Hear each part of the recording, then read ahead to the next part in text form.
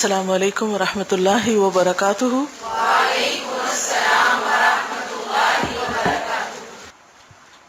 نحمده ونصلی علی رسوله الکریم، اما بعد فاعوذ باللہ من الشیطان الرجیم، بسم اللہ الرحمن الرحیم۔ رب اشرح لی صدری ویسر لی امری واحلل عقدۃ من لسانی یفقہوا قولی۔ فصل ہشتم، 8ویں فصل، دنیا کی مذمت۔ دنیا کی مذمت اور اس سے بے رغبتی میں قرآن عزیز کی بے شمار آیات وارد ہوئی ہیں، اور اس کے لیے بہت سی مثالیں بیان کی گئی ہیں، جیسے کہ اللہ سبحانہ وتعالی نے فرمایا: زین للناس حب الشہوات من النساء والبنین والقناطیر المقنطرۃ من الذہب والفضۃ والخیل المسومۃ والانعام والحرث ذلک متاع الحیاۃ الدنیا واللہ عندہ حسن المآب۔ لوگوں کو خواہشات کی محبت خوشنما معلوم ہوتی ہے، اور جن جن چیزوں کا اس آیت میں ذکر ہے ان تمام کی طرف اللہ تعالیٰ نے اشارہ فرمایا، یہاں تک کہ فرمایا یہ دنیا کی زندگی کا سامان ہے اور اللہ کے پاس بہت اچھی جگہ ہے۔ اللہ کے پاس بہت اچھی جگہ ہے، مآب کہتے ہیں ٹھکانے کو۔ اور فرمایا وَمَا الْحَيَاةُ الدُّنْيَا إِلَّا مَتَاعُ الْغُرُورِ، اور دنیا کی زندگی دھوکے کا سامان ہے۔ سوچئے آپ کے پاس دنیا میں سے کیا کچھ ہے، جو کچھ بھی ہے، یا آپ کے کسی جاننے والے کے پاس جو کچھ بھی ہے، مال و متاع یا دنیاوی سہولتوں میں سے، جائیدادوں اور جاگیروں میں سے، یا ان تمام چیزوں میں سے جن کا اس آیت میں ذکر آتا ہے، وہ سب اصل میں کیا ہے، اس کی حقیقت؟ ہم عام طور پہ کیا لفظ یوز کرتے ہیں کہ ویل اسٹیبلشڈ ہے، لیکن اللہ کیا کہتا ہے؟ متاع الغرور کے مالک ہیں، دھوکے کا سامان ہے سب۔ اس پہ نہ دل بیٹھنے چاہیے اور نہ ہی امپریس ہونا چاہیے کسی سے۔ فرمایا انما مثل الحیات الدنیا کماء انزلناہ من السماء، دنیا کی زندگی کی مثال پانی جیسی ہے جسے ہم نے آسمان سے اتارا۔ اب کیا ہوتا ہے جب بارش برستی ہے تو ہر چیز ہری بھری ہو جاتی ہے، لیکن اس کے بعد سب کچھ زرد پیلا ہو کے ختم ہو جاتا ہے۔ فرمایا اعلموا انما الحیات الدنیا لعب ولہو وزینۃ، جان لو کہ دنیا کی زندگی ایک کھیل اور تماشا اور زینت ہے۔ کھیل اور تماشا اور زینت، رونق کی چیز ہے بس۔ فرمایا وَإِن كُلُّ ذَلِكَ لَمَّا مَتَاعُ الْحَيَاةِ الدُّنْيَا وَالْآخِرَةُ عِندَ رَبِّكَ لِلْمُتَّقِينَ، اور یہ سب کچھ دنیا کی زندگی کا سامان ہے اور تیرے رب کے نزدیک آخرت پرہیزگاروں کے لیے ہے۔ یعنی دنیا کی چیزوں میں سے کچھ بھی کام نہیں آئے گا، صرف تقوی ہے جو فائدہ دے گا کہ اللہ کے ڈر سے کون سے کام کیے۔ فرمایا فَأَعْرِضْ عَمَّنْ تَوَلَّ عَنْ ذِكْرِنَا وَلَمْ يُرِدْ إِلَّا الْحَيَاةَ الدُّنْيَا ذَلِكَ مَبْلَغُهُم مِّنَ الْعِلْمِ، جس نے ہماری یاد سے منہ پھیرا اور صرف دنیا کی زندگی چاہی، اس سے تم بھی منہ پھیر لو۔ ان کے علم کی رسائی یہیں تک ہے۔ کیوں منہ پھیرو؟ کیونکہ ان کی دنیاوی کامیابیاں کہیں تمہیں دنیا کی دوڑ میں نہ لگا دے اور تم آخرت سے غافل نہ ہو جاؤ۔ ہاں، اگر ایک شخص دنیا میں بھی کامیاب ہے اور اللہ کی یاد بھی اس میں ہے تو اس کی دنیا کی وجہ سے نہیں، اللہ کی یاد کی وجہ سے اس کے قریب بیٹھو تاکہ تمہارے دل میں بھی اللہ کی یاد مزید راسخ ہو۔ کیونکہ بعض اوقات جب انسان صرف اس حصے کو لے لیتا ہے کہ جس کے پاس دنیا، اسے منہ موڑ لو، تو پھر وہ فرق نہیں کرتا کہ وہ دنیا والے میں کوئی دین اور آخرت کی یاد بھی ہے یا نہیں۔ تو کسی سے بھی تعلق اور دوستی ہو، کسی کے پاس بھی اٹھنا بیٹھنا ہو، یہ ضرور دیکھیں کہ اس کے پاس بیٹھ کر ایمان بڑھتا ہے یا گھٹتا ہے، اس کے بعد نمازوں کا کیا حال ہوتا ہے، اس کے بعد آپ خیر کی طرف بڑھتے ہیں، لوگوں کی خیر خواہی کے کام کرتے ہیں یا لوگوں کے پیچھے پڑ جاتے ہیں، آپ خیر و بھلائی کے کام کرتے ہیں یا سازشوں کے جال بنتے ہیں، کیا کرتے ہیں پھر؟ کیونکہ خواہ گھر کی پالیٹکس ہو، اس میں بھی آپ نے دیکھا ہوگا کہ خاندان کے بعض لوگوں کے پاس بیٹھ کر آپ دوسرے لوگوں کے خلاف ہی ایک تاثر لے کے اٹھتے ہیں، یا پھر اسی طرح کے جوڑ توڑ ہوتے رہے، اور اسی کو قیاس کر لیں باقی تعلقات پر بھی۔ صحیحین میں مسور بن شداد کی روایت ہے کہ رسول اللہ صلی اللہ علیہ وسلم نے فرمایا آخرت کے مقابلے میں دنیا ایسی ہے جیسے کوئی تم میں سے اپنی انگلی سمندر میں ڈبوئے تو دیکھو انگلی کے ساتھ سمندر کا کتنا پانی آ گیا. یعنی مرتے وقت ساتھ کیا لے کے جاتا ہے انسان، اس میں سے سب کچھ تو پیچھے چھوڑتا ہے. ایک اور حدیث میں ہے کہ دنیا مومن کا قید خانہ ہے اور کافر کی جنت ہے. ایک اور حدیث میں ہے کہ اگر اللہ کے نزدیک دنیا ایک مچھر کے پر کے برابر بھی قیمت رکھتی تو کسی کافر کو پانی پینا نصیب نہ ہوتا. ایک اور حدیث میں ہے کہ دنیا اور دنیا کی سب چیزیں ملعون ہیں سوائے ان چیزوں کے جو اللہ کے لیے ہوں. حضرت ابو موسیٰ اشعری رضی اللہ عنہ نے نبی صلی اللہ علیہ وسلم سے روایت کیا کہ آپ نے فرمایا جس نے دنیا سے محبت رکھی اس نے اپنی آخرت کا نقصان کیا، اور جو آخرت سے محبت رکھے گا اس کی دنیا کو نقصان پہنچے گا. تو باقی رہنے والی کو فانی پر ترجیح دو. تو باقی رہنے والی کو یعنی آخرت کو فانی یعنی دنیا پر ترجیح دو. حضرت حسن نے عمر بن عبدالعزیز کی طرف دنیا کی مذمت میں ایک طویل مراسلہ بھیجا، خط. اس میں یہ بھی تھا. حسن کون تھے؟ حسن بن علی. اما بعد، دنیا کوچ کا مقام ہے، یعنی جانے والی چیز، ٹھہرنے کی جگہ نہیں. کوئی نہیں ٹھہرا یہاں، نہ ٹھہر سکتا ہے. آدم علیہ السلام کو یہاں سزا کے طور پر اتارا گیا تھا، تو اے امیر المومنین اس سے بچ کر رہو. جو یہاں غنی ہے وہ دراصل فقیر ہے. جو یہاں غنی ہے وہ دراصل فقیر ہے. جو اسے عزیز رکھے گا ذلیل ہوگا. یہ زہر کی طرح ہے کہ ناواقف اس کو کھاتا ہے حالانکہ وہ اس کی موت ہے. تو اس دھوکے اور فریب کے گھر سے بچو. جس حال میں ہو خوش رہو، اس حال میں زیادہ ڈرو جس میں تم دنیا کے لیے ہو جاؤ. اس کی خوشی میں غم کی آمیزش ہے. اس کی خوشی میں غم کی آمیزش ہے. اس کے صاف میں بھی کدورت ہے. اگر خدا تعالیٰ نے اس کے متعلق کچھ نہ بتایا ہوتا اور اس کے لیے کوئی بھی مثال بیان نہ فرمائی ہوتی تو بھی عقل کی روح سے ثابت ہو جاتا ہے کہ اس کی ہر چیز فانی اور عارضی ہے. پھر جبکہ اللہ نے اس سے تنبیہ بھی کر دی، پھر اب کون سا عذر ہے؟ اللہ کے نزدیک نہ اس کی کوئی قدر ہے نہ وزن. جب سے اسے پیدا کیا تو اس کی طرف دیکھا تک نہیں ہے. یہ حضرت حسن کا قول ہے جس سے آپ اتفاق بھی کر سکتے ہیں، اور اگر کوئی بات آپ سمجھتے ہیں کہ ٹھیک نہیں تو اس میں اختلاف رائے سے بھی کوئی نقصان نہیں. لیکن وہ مفہوم جو قرآن و سنت کے مطابق جا رہا ہے وہ بہرحال اپنی جگہ ثابت ہے. اور ہمارے نبی صلی اللہ علیہ وسلم پر دنیا کے خزانے اور ان کی کنجیاں پیش کی گئیں اور کہا گیا مچھر کے پر کے برابر بھی اللہ کے نزدیک ان کا درجہ کم نہ ہوگا. تو پھر بھی آپ نے اسے قبول کرنے سے انکار کر دیا. یعنی اگر آپ یہ سارے خزانے وصول کر لیتے تو بھی آپ کا مقام نہیں کم ہوتا، لیکن اس کے باوجود آپ نے اسے قبول نہ کیا اور فقر کو ترجیح دی. اور جسے اس کے خالق نے ناپسند کیا اس کو پسند کرنا برا سمجھو. اسے انڈر لائن کریں. جس چیز کو خالق نے ناپسند کیا اس کو پسند کرنا برا سمجھو. اللہ نے اپنی پسند سے اسے نیک لوگوں سے دور رکھا اور اپنے دشمنوں کو تکلیف دینے کے لیے پھیلا دیا. اسی لیے دیکھتے ہیں کہ دنیا میں عموماً جو لوگ دین سے دور ہوتے ہیں بعض اوقات دنیا میں بہت آگے بھی ہوتے ہیں اور لوگ سمجھتے ہیں ان پر اللہ کا بڑا فضل، اور یہ ایک دھوکہ ہوتا ہے. جو آدمی اس کے دھوکے میں ہے دنیا اس کے پاس ہے، کیا وہ یہ سمجھتا ہے کہ دنیا عطا کر کے اس کی عزت کی گئی ہے؟ نہیں. وہ یہ بات بھول گیا ہے کہ اللہ تعالیٰ کے محبوب حضرت محمد صلی اللہ علیہ وسلم نے اپنے پیٹ پر پتھر باندھے. خدا کی قسم جسے دنیا کی فراخی ملی اور اسے یہ ڈر پیدا نہ ہوا کہ اس کے ساتھ چال کی گئی تو اس کی عقل ناقص. یعنی جب دنیا زیادہ ہو تو انسان کو کیا سمجھنا چاہیے کہ اس کا امتحان ہو گیا. ہر بڑی اور نئی نعمت آنے پر انسان کا امتحان بھی بڑا ہو جاتا ہے، اور اگر کوئی یہ بھول جاتا ہے تو اس کی عقل ناقص. اور جس بندے کو دنیا نہ ملی اور اس نے یہ نہ سمجھا کہ میرا بھلا کیا گیا ہے تو اس کی عقل بھی ناقص. حضرت مالک بن دینار نے کہا جادوگرنی سے بچو، یعنی دنیا سے. یہ علماء کے دلوں پہ جادو کرتی ہے، یعنی اندر جا کے وہ حرص و ہوس چھپ کے بیٹھ جاتی ہے، یعنی دنیا کی محبت.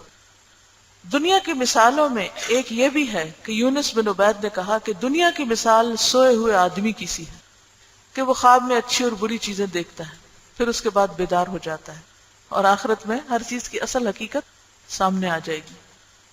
اسی طرح کا یہ قول بھی ہے کہ لوگ سوئے ہوئے ہیں، جب مر جائیں گے تو بیدار ہوں گے۔ لوگ سوئے ہوئے ہیں، جب مریں گے تو جاگ اٹھیں گے۔ کیا مطلب اس کا؟ ہر چیز کی حقیقت، اصلیت کھل کے سامنے آ جائے گی اور کوئی اس سے انکار نہ کرے گا۔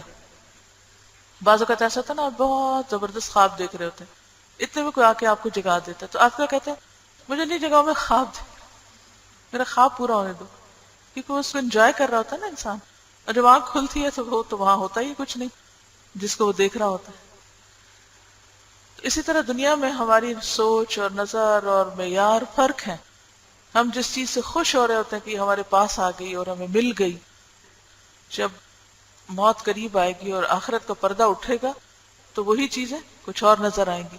مثلا اگر ایک شخص کے پاس سونے کے ڈھیر ہیں اور اس نے زکوٰۃ نہیں دی تو مرنے کے بعد وہ ڈھیر کس شکل میں بدلیں گے؟ سانپ۔ اصل میں تو وہ سانپ تھے جسے وہ کنگن سمجھ رہا تھا، جو بڑے خوش نما تھے، جس کی وہ نمائش کرتا تھا، لیکن حقیقت میں وہ سانپ تھے جس کی اسے یاد نہ رہی کہ یہ کیا چیز ہے۔ تو دنیا کا دھوکہ یہی ہے کہ انسان اس کی حقیقت اور اصلیت کو سمجھ نہیں پا رہا۔ مطلب یہ ہے کہ موت سے جاگ اٹھتے ہیں لیکن ان کے ہاتھ میں ان چیزوں میں سے کوئی چیز نہیں ہوتی جن کی طرف مائل تھے۔ دنیا کی کوئی بھی چیز جس کا آپ کو شوق ہے، کوئی بھی اپنا شوق اپنے دل میں سوچ لیں جو آخرت کے علاوہ ہے، وہ ایک طرح سے ایک دھوکہ ہے، ایک ڈریم ورلڈ۔ جب آنکھ کھلے گی تو اس چیز کی پوری حقیقت بدل چکی ہوگی۔ جن چیزوں کو وہ اپنے لیے بڑا فائدہ مند سمجھتے ہیں اور جن سے بڑے ہی متاثر ہیں، وہ کوئی اور شکل دھارے ہوں گے۔ اولاد جس کو ہم اپنا سب سے بڑا مددگار سمجھتے ہیں، اگر وہ صحیح راستے پر نہیں تو قیامت کے دن کیا ہوں گے؟ الٹے دشمن۔ آپ کے بچے ہی آپ کے خلاف مقدمہ کر دیں گے کہ ہمارے والدین نے ہماری صحیح تربیت نہیں کی تھی۔ جن کی ہم دنیا بنا رہے ہیں وہ ہمارے خلاف بولیں گے، اور تو کیا، وہ اپنے ہاتھ پاؤں، اپنا ہی جسم۔ لیکن حقیقت کی نظر جب تک نہ ہو انسان یہ دھوکہ کھاتا ہی چلا جاتا ہے۔ بیان کیا جاتا ہے کہ حضرت عیسیٰ علیہ السلام نے دنیا کو ایک بڑھیا کی شکل میں دیکھا، بوڑھی عورت کی۔ اس کے منہ میں دانت نہیں تھے لیکن وہ ہر طرح کی زیب و زینت سے آراستہ تھی، خوب میک اپ وغیرہ کیا ہوا تھا۔ آپ نے اس سے کہا تیرے کتنے شوہر ہو چکے؟ کہنے لگی بے شمار۔ آپ نے فرمایا کیا سب مر گئے یا انہوں نے تجھے طلاق دی؟ کہنے لگی میں نے سب کو مار ڈالا۔ تو عیسیٰ علیہ السلام نے کہا تیرے باقی شوہروں کا برا ہو، وہ تیرے پہلے شوہروں سے عبرت کیوں نہیں حاصل کرتے؟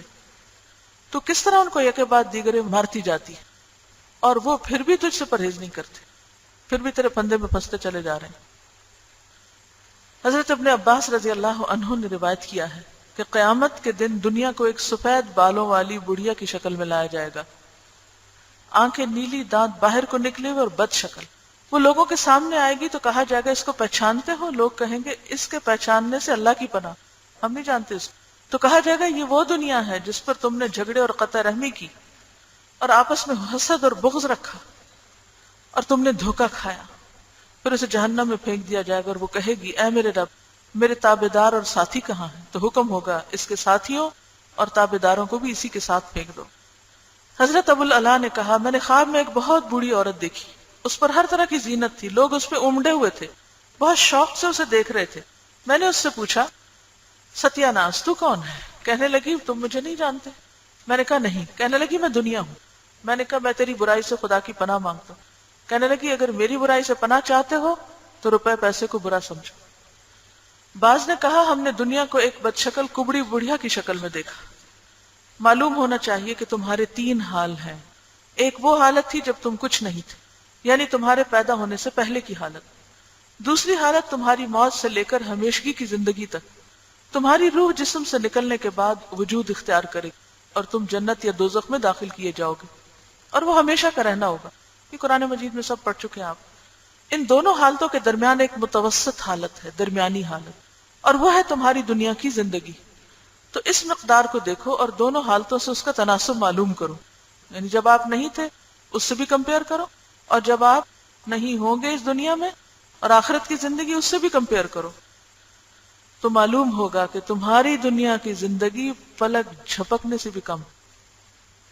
قرآن مجید میں آتا نا کلمح بالبصر، لیکن وہ قیامت کے وارد ہونے کے لیے آتا ہے کہ ایک دم سارا سین بدل جائے گا. آنکھ جھپکتے ہی آنکھ بند کر کے کھولو گے تو چیزیں کچھ سے کچھ ہو چکی ہوں گی. جس نے دنیا کو اس نگاہ سے دیکھا وہ اس کی طرف مائل نہ ہوگا اور وہ پرواہ نہ کرے گا کہ اس کے دن کیسے گزرے، تنگی میں یا تکلیف میں یا فراخی اور آرام میں. یہی وجہ ہے کہ رسول اللہ صلی اللہ علیہ وسلم نے نہ کوئی مکان بنایا نہ کنواں کھودا. فرمایا میرا اور دنیا کا آپس میں کیا تعلق؟ میری اور دنیا کی مثال ایک سوار جیسی ہے جس نے کسی درخت کے نیچے دوپہر کو آرام کیا اور پھر اسے چھوڑ کر چلا گیا. حضرت عیسیٰ علیہ السلام نے کہا دنیا ایک پل ہے، اس سے گزر جاؤ، اسے آباد نہ کرو. یہ ایک واضح مثال ہے کہ دنیا کی زندگی آخرت کے لیے ایک پل ہے جس کا پہلا ستون پنگھوڑا ہے اور دوسرا ستون لحد ہے. بعض لوگوں نے نصف پل عبور کر لیا اور بعض نے 2/3 اور بعض ایسے ہیں جن کا صرف ایک ہی قدم باقی رہ گیا ہے اور وہ اس سے بے خبر ہیں. یعنی موت کے کنارے پہنچے ہوئے پھر بھی یاد نہیں جس طرح بھی اسے عبور کرنا ہے. پھر جو آدمی پل پر عمارت بنانے لگے اور اسے سجائے تو انتہائی بیوقوف اور جاہل ہے. کہا گیا کہ دنیا کے طالب کی مثال سمندر کا پانی پینے والے جیسی. وہ جتنا زیادہ پیتا ہے اسی تناسب سے اس کی پیاس بھڑکتی ہے یہاں تک کہ مر جاتا ہے کیونکہ نمکین پانی ہوتا ہے نا. بعض سلف اپنے ساتھیوں سے کہتے آؤ تمہیں دنیا دکھائیں. وہ ان کو بڑی کوڑی پر لے جاتے، یعنی گندگی کا ڈھیر، گاربیج کے ڈھیر، اور کہتے دیکھو یہ اس کے پھل ہیں، یہ مرغیاں، یہ شہد اور یہ اس کا گھی ہے. حضرت رسول اللہ صلی اللہ علیہ وسلم نے فرمایا میری، تمہاری اور دنیا کی مثال ان لوگوں کی سی ہے جو ایک ویران جنگل میں جا رہے تھے. وہ نہ جانتے تھے کہ کتنا چل کر آگے اور کتنا باقی. ان کی خوراک ختم ہو گئی اور سواریاں مر گئیں اور وہ جنگل میں پریشان تھے. نہ ان کے پاس خرچ تھا نہ سواری. انہیں اپنی ہلاکت کا یقین ہو گیا تھا. وہ اسی حالت میں تھے کہ ان کے پاس ایک خوش لباس آدمی آیا. اس کے سر سے پانی کے قطرے گر رہے تھے. انہوں نے خیال کیا کہ یہ شخص ایسے سرسبز علاقے سے آیا ہے جو قریب ہی ہے. جب وہ ان کے پاس پہنچا تو کہا تم کس حال میں ہو؟ انہوں نے کہا دیکھ ہی رہے ہو. تو اس نے کہا اگر میں جاری پانی اور سبز باغ کی طرف تمہاری رہنمائی کروں تو تم کیا کرو گے؟ کہنے لگے ہم کبھی تیری نافرمانی نہ کریں گے. اس نے کہا اللہ کی قسم اور اللہ کا عہد دو. تو انہوں نے اللہ کی قسم اور اللہ کا عہد دیا کہ اس کی نافرمانی نہ کریں گے. اور وہ ان کو جاری پانی اور سرسبز باغ میں لے آیا. پھر جتنی دیر اللہ نے چاہا وہ ان میں رہے. پھر اس نے کہا اے لوگو کوچ کوچ. کہنے لگے اب کہاں؟ اس نے کہا اس پانی کی طرف جو اس پانی سے بہتر ہے اور اس باغ کی طرف جو اس باغ سے بہتر ہے. تو اکثر لوگوں نے کہا خدا کی قسم مایوسی کے بعد ہی تو ہمیں یہ باغ ملا تھا اور اس سے بڑھ کر ہم عیش کیا کریں گے. بس تھوڑے لوگوں نے کہا کیا تم نے اس کو اللہ کا عہد اور اس کی قسمیں نہ دی تھی کہ تم اس کی نافرمانی نہ کرو گے؟ اس نے پہلی بات میں بھی سچ بولا تھا اور دوسری بات میں بھی وہ سچ کہے گا. تو پھر جنہوں نے اس کا کہا مانا وہ ان کو لے کر چلا گیا. باقی پیچھے رہ گئے. پھر دشمن نے حملہ کیا، کچھ قتل ہوئے کچھ قید ہو گئے. دشمن کون ہے؟ شیطان. اور یہ دنیا کیا ہے؟ پہلا باغ، اور اگلا باغ جنت کا باغ ہے. لیکن ہم پیغمبروں کی بات مانتے نہیں کہ چلو اس سے آگے کے لیے کام کرو، یہیں پر مت بھول جاؤ. صحیحین میں حضرت ابو موسیٰ اشعری رضی اللہ عنہ کی حدیث ہے کہ رسول اللہ صلی اللہ علیہ وسلم نے فرمایا میری اور میری بعثت کی مثال اس آدمی جیسی ہے جو اپنی قوم کے پاس آیا اور کہا اے میری قوم، میں نے اپنی آنکھوں سے لشکر آتا دیکھا ہے اور میں واضح طور پر مطلع کر رہا ہوں، تم بچ جاؤ. تو اس کی قوم کے کچھ لوگوں نے اس کا کہا مان لیا. وہ رات کو نکلے اور مہلت سے فائدہ اٹھا کر چلے گئے اور نجات پا گئے. لیکن ایک جماعت نے جھٹلایا، وہ اپنی جگہ پر رہے تو ان کے ٹھکانے پر لشکر نے حملہ کیا اور ان کو ہلاک و برباد کر دیا. یہ مثال ہے اس آدمی کی جس نے میری اور میری تعلیم کی پیروی کی، اور اس کی مثال جس نے میری نافرمانی کی اور میری سچی تعلیم کو جھٹلا دیا. یعنی جو شخص نبی صلی اللہ علیہ وسلم کی بات پر ایمان لایا، آپ کی اطاعت کر لی، وہ خطروں سے محفوظ ہو گیا، اور جو نہ مانا شیطان کے پندے میں پھنس گیا اور دشمن نے حملہ کیا اور ان کو ختم کر دیا. دنیا کی حقیقت. بہت سے لوگوں نے مطلقاً دنیا کی مذمت سن رکھی ہے. مطلقاً کا کیا مطلب؟ ایبسولوٹلی. وہ یہ سمجھتے ہیں کہ دنیا ان موجودات کی طرف اشارہ ہے جو لوگوں کے فائدے کے لیے پیدا کی گئی. تو انہوں نے کھانے پینے کی اشیاء سے منہ موڑا جو کہ بدن کی مسلیں ہیں، جبکہ اللہ تعالیٰ نے طبائع میں ان چیزوں کا شوق رکھا ہے جو ان کی مسلیں ہیں. کھانے پینے کا بھی، پہننے اوڑھنے کا بھی، رہنے سہنے کا بھی ہے. یہ لوگ اس فطری خواہش کو دباتے ہیں اور یہ سمجھتے کہ یہی وہ زہد ہے جو مطلوب ہے. یہ لوگ نفس کے حقوق سے ناآشنا ہیں اور اکثر مصنوعی زاہدوں کا یہی طریقہ ہے. یہ لوگ اپنی کم علمی کی وجہ سے ایسا کرتے ہیں. معلوم ہونا چاہیے کہ دنیا عبارت ہے انسان کے لیے موجود اشیاء سے جن میں اس کا حصہ ہے. اس کو انڈر لائن کر لیں کہ دنیا کی حقیقت کیا ہے. پڑھیں اس کو.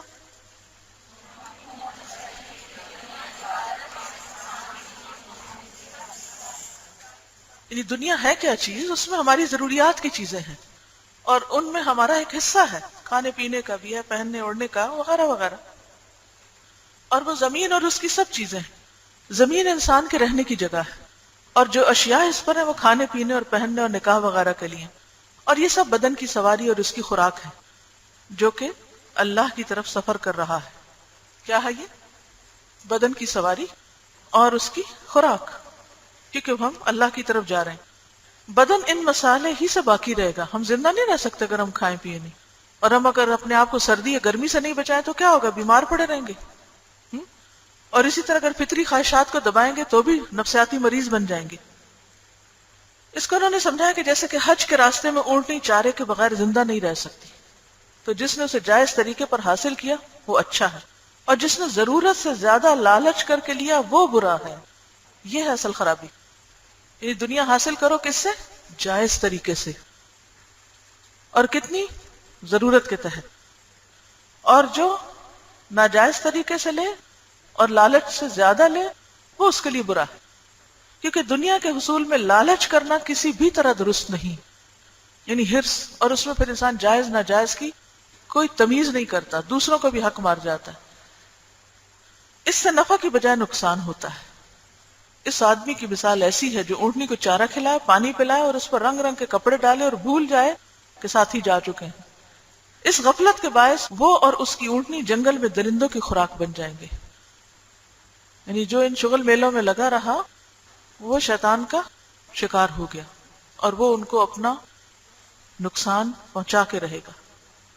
اور اگر انسان چارہ پانی کھلائے اونٹنی کو اور پھر اپنے سفر جاری رکھے، اپنے مقصد کو نہ بھولے، اپنی منزل کی طرف بڑھتا رہے، تو ضرورتاً چارہ پانی کھانا کا استعمال کو منع نہیں ہے. یعنی حج کو جانے کے لیے اگر اس زمانے میں آپ کہتے ہیں کہ اونٹنیاں تھی تو آج کل گاڑیاں ہیں. اب اگر آپ گاڑی میں پیٹرول بھرواتے ہیں، اس کو صاف کرتے ہیں اور پھر آپ بیٹھ کے ٹریولنگ شروع کر دیتے ہیں تو ٹھیک ہے. لیکن اگر آپ وہاں گاڑی کے نئے ماڈل کے پیچھے دوڑنے لگتے ہیں اور اس کی سجاوٹ میں اور اس کے کسٹم میڈ بنانے لگتے ہیں تو پھر کیا ہوگا؟ پیچھے رہ جائیں گے. حج بھی گزر جائے گا، ساتھی بھی بچھڑ جائیں گے، اور آپ یو آر نو ویئر. ذلت اور ہلاکت. ضرورت سے کم لینے کی بھی کوئی وجہ نہیں، کیونکہ مناسب خوراک ہی سے اونٹنی سفر کی طاقت رکھے گی. سلامتی کی راہ اعتدال کی راہ ہے. سلامتی کی راہ اعتدال کی راہ، اور وہ یہ ہے کہ چلنے کے لیے بقدر ضرورت دنیا لے لے. کیا کرے؟ چلنے کے لیے بقدر ضرورت دنیا لے لے، اگرچہ اس کی خواہش بھی ہو. اب آپ دیکھیں مثلا آپ کو اپنے استعمال کے لیے اگر ایک گاڑی چاہیے اور اللہ نے حلال میں سے دیا اور آپ ایک گاڑی لے لیتے ہیں، بس بات ٹھیک ہے، لے لی، کام چلائیں. اب یہ نہیں کہ ہر سال نئے ماڈل ہی کی گاڑی ہو اور پھر اس کے لیے آپ ایک لمبی ریسرچ کرتے رہے اور پھر صرف دکھاوے کے لیے یا صرف ایک نفس کی خواہش پوری کرنے کے لیے آپ اپنے ضروری کام چھوڑ کر صرف ایک نئی چیز کی تلاش میں ہیں جس کے بغیر بھی آپ کی ضرورت پوری ہو جاتی ہے. تو یہ ٹھیک نہیں. اور اس میں جو کمپٹیشن آ گیا اور دکھاوا اور ریاکاری اور نام و نمود اور بہت سی اور خرابیاں آ گئی ہیں، اس کی وجہ سے پھر جو اصل مقصد اور منزل کی طرف کا سفر ہے وہ متاثر ہو رہا ہے.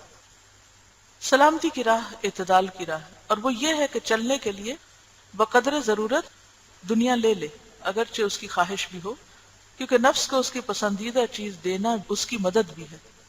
یعنی بعض اوقات آپ اپنے نفس کو بہلاتے بھی ہیں اور بعض اوقات جائز حد کے اندر جو رہ کر آپ اس کو خوش کرتے ہیں تو اس سے کام کی قوت اور بڑھ جاتی ہے اور اس کے حق کی ادائیگی بھی ہے. یعنی نفس کا بھی حق ہے. یعنی ہر وقت نفس کو مارنا ہی نہیں چاہیے، کبھی اس کو آرام بھی دینا چاہیے. اور یہی اعتدال کی راہ ہے. اب یہ نہیں کہ ہر وقت نفس کی خواہش کے پیچھے دوڑتے رہے، یہ غلط ہے. اور یہ کہ بالکل اس کو کچل کر رکھ دیں، یہ بھی غلط ہے. تو کیا کریں؟ اعتدال میں رہیں، اسے حد سے نہ بڑھنے دیں، خوش بھی رکھے لیکن منزل پہ اور مقصد پہ نظر. سفیان ثوری بعض اوقات بڑا اچھا کھانا کھاتے اور سفر میں اپنے ساتھ فالودہ بنا کر لے جاتے. اسی طرح حضرت ابراہیم بن ادھم بعض اوقات بڑا اچھا کھانا کھاتے اور کہتے جب ہمیں مل جاتا ہے تو مردوں کی طرح کھاتے ہیں اور جب نہیں ملتا تو ہم مردوں کی طرح صبر کرتے ہیں، یعنی کوئی شکوہ شکایت نہیں۔ رسول اللہ صلی اللہ علیہ وسلم اور صحابہ کی سیرت کو سامنے رکھنا چاہیے کہ نہ تو وہ دنیا کے حاصل کرنے میں افراط سے کام لیتے اور نہ نفس کے حقوق میں کوتاہی کرتے تھے۔ چاہیے کہ نفس کی خواہشات پر غور کیا جائے، اگر اس کی خواہش میں اس کی حفاظت، اصلاح اور بھلائی کے لیے خوشی سے آمادگی ہو تو اس کو اس سے نہیں روکنا چاہیے، اور اگر اس کی خواہش صرف لذت پر مبنی ہو اور مصالح مذکورہ سے متعلق نہ ہو۔ کون سی ہیں مذکورہ مصالح؟ حفاظت، اصلاح اور بھلائی، ٹھیک ہے، نفس کی حفاظت، اصلاح اور بھلائی۔ اور اگر یہ مقصود نہ ہو محض لذت تو فرق ہے نا اس میں، ایک ہے کوئی کام کرنا صرف نفس کی لذت کے لیے، اور ایک یہ ہے اس کی حفاظت کے لیے، اس کی اصلاح کے لیے، اس کی بھلائی کے لیے، تاکہ یہ خوشی سے نیکی کے کام پر آمادہ ہو، تو پھر اس سے نفس کو محروم نہیں کرنا چاہیے۔ اور اگر اس کی خواہش صرف لذت پر مبنی ہو اور مصالح مذکورہ سے متعلق نہ ہو تو وہ خواہش بری ہے، اس سے رک جانا حقیقی زہد ہے۔ کتنا زبردست سولوشن پیش کیا نا۔ عام طور پر آپ کتابیں پڑھتے ہیں نا تصوف وغیرہ کی، تو اس میں دنیا کو بس برا بھلائی کہہ کے آخر میں آپ کو لٹکتا چھوڑ دیں گے، یو آر نو ویئر کہ اب ہم کیا کریں اور کیا نہ کریں۔ تو یہاں انہوں نے سولوشن دے دیا ہے کہ کتنا کریں اور کتنا نہ کریں۔ گویا دنیا مومن کی ضرورت ہے، ٹھیک ہے، اگر دنیا نہیں ہے تو آخرت کی طرف بڑھنے کی سواری بھی نہیں ہے، ٹھیک ہے، مطلوب اور مقصود نہیں ہے بس۔ سبحانک اللہم و بحمدک نشہد ان لا الہ الا انت نستغفرک و نتوب الیک۔